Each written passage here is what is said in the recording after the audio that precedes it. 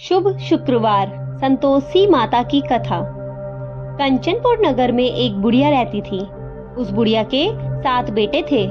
सभी का विवाह हो चुका था। 6 बड़े बेटे तो काम करते थे, लेकिन 7वां बेटा कोई काम नहीं करता था।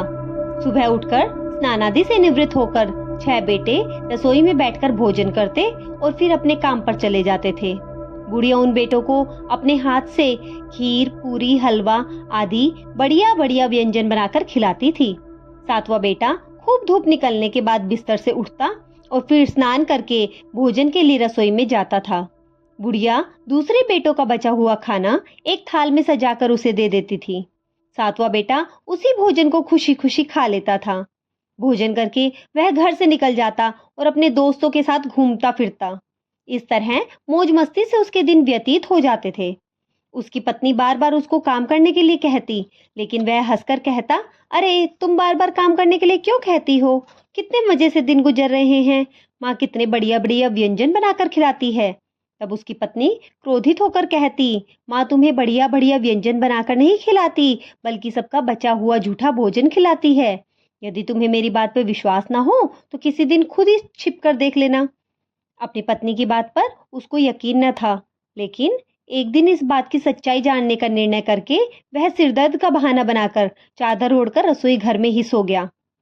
थोड़ी देर बाद उसकी माँ ने अपने बेटों को खीर, पूरी, हलवा आदि बनाकर खिलाए। भोजन के बाद उन्हें लड्डू खाने को दिए। भोजन करके वह सब अपने काम पर चले गए। उनके जाने के बाद बुढ़िया ने उनकी थाली में बचे हुए भोजन को एक थाली में रखा, बचे हुए लड्डुओं को इकट्ठा करके दोबारा लड्डू बनाया। उसके बाद बुढ़िया ने 7वें बेटे को भोजन करने के लिए कहा। उसने सोते हुए चादर के नीचे से सब कुछ देख लिया था। वह उठकर बोला, माँ मुझे भूख नहीं है, मैं परदेश जा रहा हूँ। बुढ़िया ने कहा, कल जाता हो तो आज ही जा। बुढ़िया के कठोर वचन सुनकर वह तुरंत परदेश जाने को तैयार हो गया। चलने से पहले वह अपनी पत्नी के पास गया। उसकी पत्नी गौशाला में गोबर के कंडे थाप रही थी। उसने जाकर अपनी पत्नी से कहा, हम जावे परदेस को, आवेंगे कुछ काल, तुम रहियो संतोष से, धर्म आपनो पाल। अपने पति के ऐसे वचन सुनकर कुछ गंभीर स्वर में पत्नी बोली, दो निशानी आपनी, देख धरु मैं धीर, सुधी मति हमरी बिसारियो, रखियो मन गंभीर। अपने पति के ऐसे वचन सुनकर वह बोला, मेरे पास निशानी के लिए तो बस ये एक अंगूठी है, इसे अपने पास रख लो, लेकिन तुम भी मुझे कोई अपनी निशानी दो, ताकि मैं परदेश में जाकर उसे याद कर सकूं। अपने पति की ऐसी बात सुनकर वह बोली, नाथ मेरे पास निशानी के लिए कुछ भी नहीं है। फिर कुछ सोचकर उसने गोबर के हाथ से उसकी पीठ पर छाप लगा दिया। 7वां बेटा अपनी पत्नी की उस निशानी को लेकर परदेश के लिए चल पड़ा। कई दिनों की लंबी यात्रा करके वह एक सुंदर विशाल नगर जा पहुंचा। वहां उसने कई दुकानदारों से नौकरी देने की प्रार्थना की, लेकिन सबने उसे परदेसी जानकर उसकी प्रार्थना ठुकरा दी। निराश होकर अंत में वह एक सेठ की दुकान पे पहुंचा। उसने सेठ से भी नौकरी देने की प्रार्थना की। सेठ को एक नौकर की जरूरत थी। उस सेठ ने उसे तुरंत नौकरी पर रख दिया। उस दिन उसकी बहुत बिक्री हुई और वह उस लड़के से बहुत खुश हुआ। कुछ ही दिनों में सेठ का सारा काम उस लड़के ने संभाल लिया। उसके व्यवहार से आने वाले ग्राहक भी बहुत प्रसन्न थे। सेठ का व्यवसाय तेजी से चलने लगा। उसने उसकी मेहनत और ईमानदारी देखकर उसे अपना हिस्सेदार बना लिया। कुछ ही महीनों में उस लड़के ने बहुत सा धन कमा लिया। संयोगवश कुछ समय बाद सेठ को उस नगर को छोड़कर किसी दूसरे नगर में जाना पड़ा। अतः सेठ ने अपना हिस्सा लेकर दुकान उस लड़के को देकर चला गया। अब सारे व्यवसाय का मालिक वह लड़का बन गया। उधर बुढ़िया ने उस लड़के की पत्नी को दुख देने शुरू कर दिए। वह हर समय बहू को जली कटी बातें सुनाया करती थी। वह बेचारी हर समय काम पर लगी रहती थी, लेकिन फिर भी उसकी जेठानियां उसे कुछ ना कुछ भला बुरा कहती रहती थी। सुबह होते ही बुढ़िया उस लड़के की पत्नी को जंगल में लकड़ियां काटने के लिए भेज देती थी और उसे आटे से निकले चोकर की रोटियां खाने को देती। नारियल की कटोरी में पानी देती थी। वह बेचारी चोकर की रोटी खाकर भी किसी से कुछ न कहती थी, बस इसे अपने भाग्य का लेखा समझकर चुप रह जाती थी। एक दिन वह जंगल से लकड़ियां काटकर लौट रही थी। उसे रास्ते में संतोषी माता का मंदिर दिखा। वह मंदिर के पास लकड़ियों का गट्ठर जमीन पर रखकर कुछ देर आराम करने के लिए रुकी। मंदिर में उसने बहुत सी स्त्रियों को पूजा करते देखा और पूछा, कि आप लोग किसकी पूजा कर रहे हैं? इस पूजा करने से क्या पुण्य मिलता है? एक स्त्री ने उसे बताया, हम सब संतोषी माता की पूजा कर रही हैं। संतोषी माता की पूजा करने से धन संपत्ति के भंडार भर जाते हैं, निर्धनता दूर होती है, परिवार में सभी सुख शांति से रहते हैं, लड़कियों का शीघ्र विवाह होता है और उन्हें सुयोग्य वर मिलता है, व्यवसाय में लाभ होता है, निसंतान के घर में संतान होती है। पति अगर परदेश गया हो तो संतोषी माता की अनुकंपा से वह शीघ्र लौट आता है। न्यायालय में कोई मुकदमा चल रहा हो तो उसमें जीत होती है। धन संपत्ति में बढ़ोतरी होती है। पारिवारिक कलेश नष्ट होता है। व्रत करने वाले स्त्री पुरुषों को संतोष मिलता है। सभी मनोकामनाएं पूर्ण होती है। स्त्रियों से संतोषी माता के व्रत के बारे में इतना सुनकर उसने व्रत करने की विधि भी पूछी। तब एक बूढ़ी स्त्री ने उसे बताया कि संतोषी माता का व्रत करके गुड़ और चने का प्रसाद बांटकर स्वयं भी उस प्रसाद को ग्रहण करना ना भूले। संतोषी माता गुड़ और चने से की गई पूजा से प्रसन्न होती है। संतोषी माता का व्रत शुक्रवार को ही किया जाता है। शुक्रवार को सूर्योदय से पहले उठकर स्नान आदि से निवृत्त होकर संतोषी माता के मंदिर में जाकर पूजा करके व्रत कथा सुननी चाहिए। मंदिर में न जा सके तो घर में ही किसी कमरे में संतोषी माता की मूर्ति या चित्र रखकर छोटा सा मंदिर बनाकर पूजा करनी चाहिए।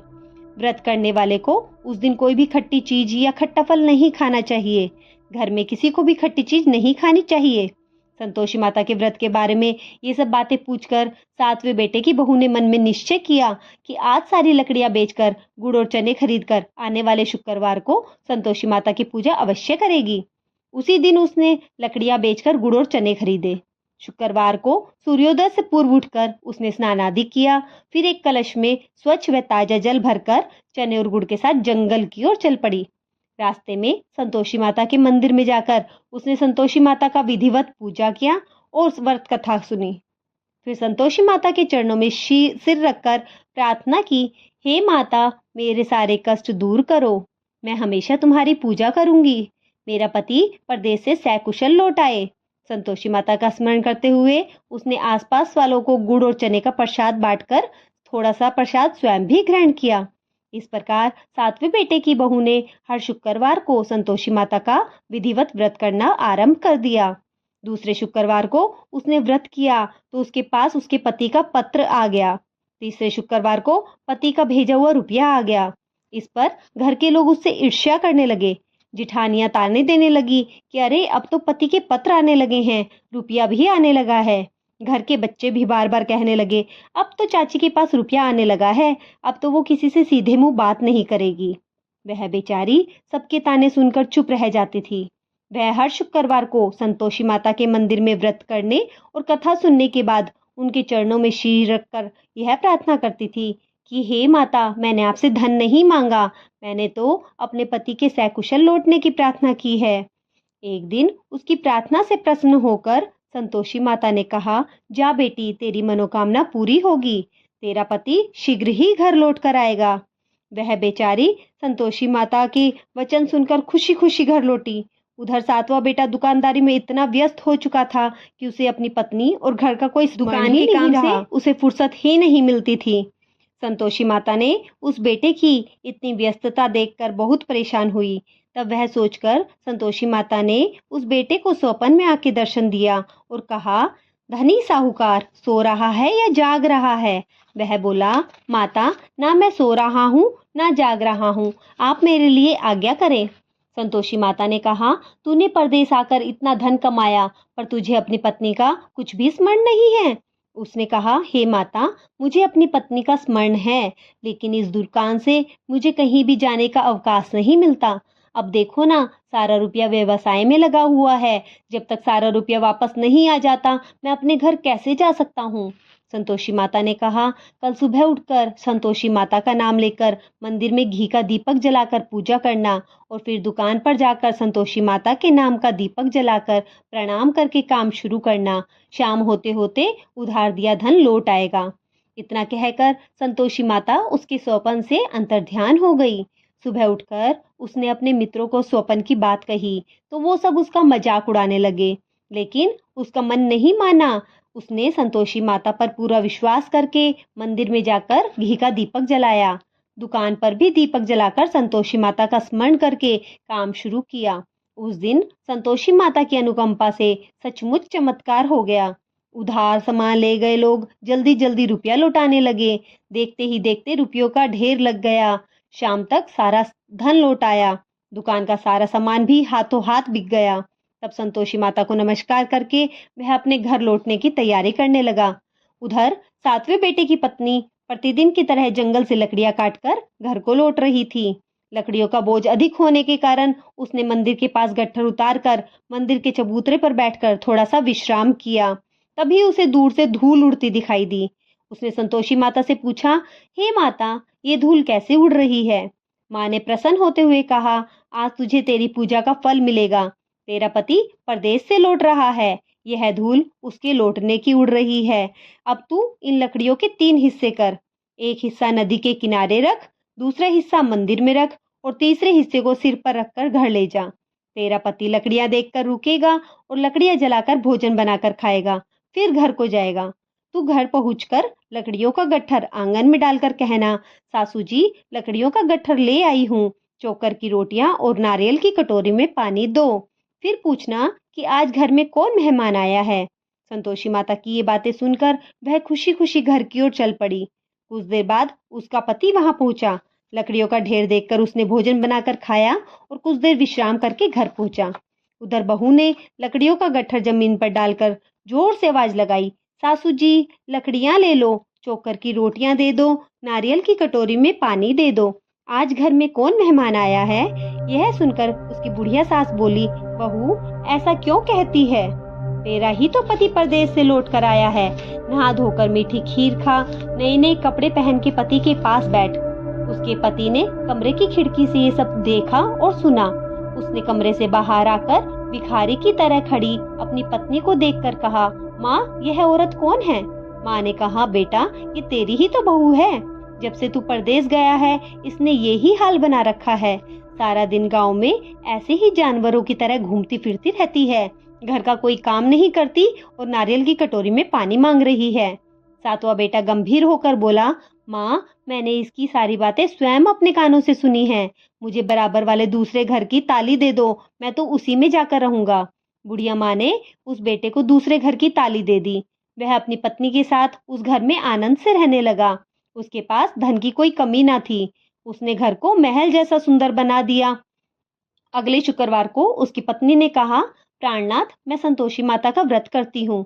संतोषी माता की अनुकंपा से मेरे सारे काम पूरे हुए हैं। अब मैं व्रत का उद्यापन करना चाहती हूँ। पति ने कहा, अवश्य उद्यापन करो, मैं उद्यापन के लिए सब सामान लेके आता हूँ। बहू ने अपनी जिठानियों के लड़के को भोजन के लिए बुलाया। सभी जिठानियां उसकी धन संपत्ति और वैभव से ईर्ष्या करने लगी थी। जिठानियों ने अपने बच्चों को सिखा दिया कि तुम भोजन के समय खट्टी चीजें मांगना। वे नहीं चाहती थी कि उसका उद्यापन पूरा हो। संतोषी माता की पूजा के बाद जब बच्चों को भोजन के लिए कहा गया तो सब खटाई मांगने लगे। बहू ने कहा, खटाई किसी को नहीं मिलेगी। तब सब पैसे मांगने लगे। बहू उनकी बुरी भावना के बारे में नहीं जानती थी, इसलिए बच्चों को पैसे दे दिए।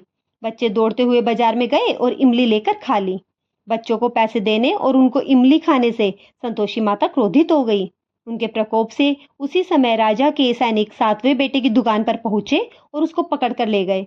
भोली बहू रोने लगी। जेठानियां ताने देने लगी, अरे, बेईमानी से कमा कर धन लाया था, इसलिए राजा के सैनिक पकड़ कर ले गए हैं। अब बंदी गृह में रहना पड़ेगा, साथ ही राजा सारा धन भी छीन लेगा।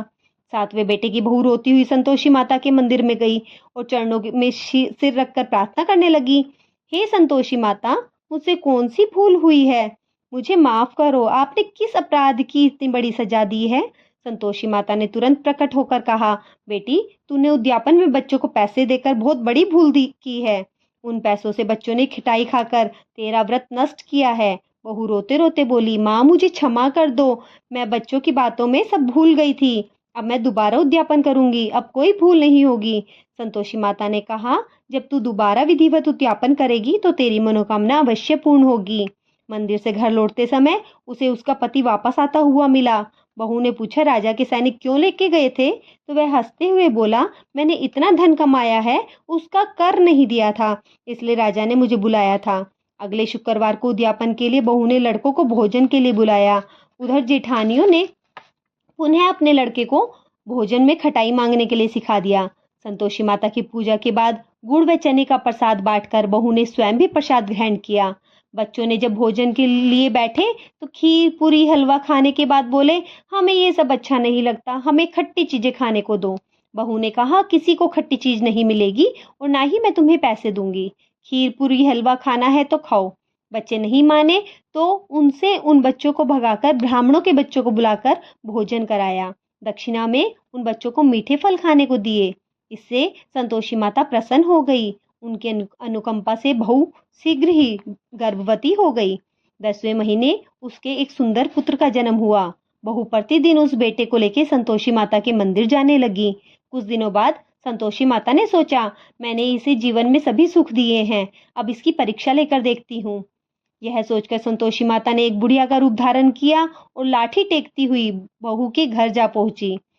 बुढ़िया के सारे शरीर पे मक्खियां भिनभिना रही थी। उसे देखकर सभी मुंह सिकोड़ने लगे थे। बुढ़िया ने जाकर दरवाजा खटखटाया तो बहू की सास ने दरवाजा खोला और देखते ही जोर से चिल्लाई, अरे लड़को, इस गंदी बुढ़िया को भगाओ। मुझे तो कोई ये चुड़ैल नजर आती है, इसे भगाओ नहीं तो ये किसी को खा जाएगी।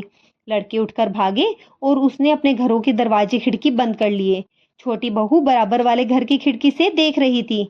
उसने जल्दी से दरवाजा खोला और बुढ़िया के पांव छूकर अपने घर ले आई।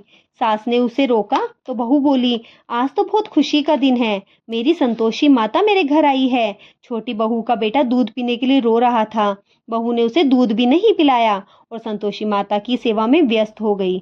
बुढ़िया सास क्रोध से भला बुरा कहने लगी। बहू बोली, सासू माँ, आज मेरी संतोषी माता मेरे घर आई है, इनके व्रत करने से ही मेरे घर में खुशियां आई है। इतना सुनते ही सब बुढ़िया के पास दौड़े हुए आए और उनके पांव छूकर क्षमा मांगते हुए बोले, माँ हमें क्षमा कर दो, हमने आपको पहचानने में भूल की है, हम आपके व्रत की विधि नहीं जानते थे। हे माता, हम भी आपका व्रत किया करेंगे। उन लोगों की प्रार्थना सुनकर बुढ़िया का रूप धारण किए हुए संतोषी माता प्रसन्न हो गई और उन्होंने संतोषी माता के व्रत की विधि बताई। बुढ़िया के से व्रत की विधि जानकर संतोषी माता का व्रत करने से उन सब की मनोकामनाएं पूर्ण हो गई। उनके घर में धन की वर्षा होने लगी। बुढ़िया के सभी पेटों का व्यवसाय खूब तेजी से चलने लगा।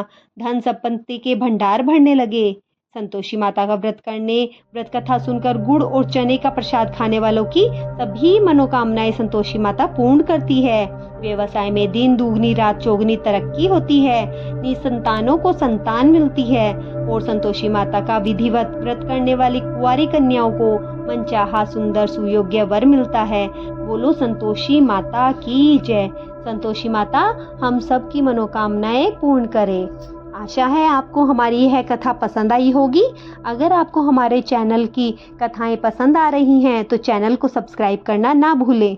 धन्यवाद।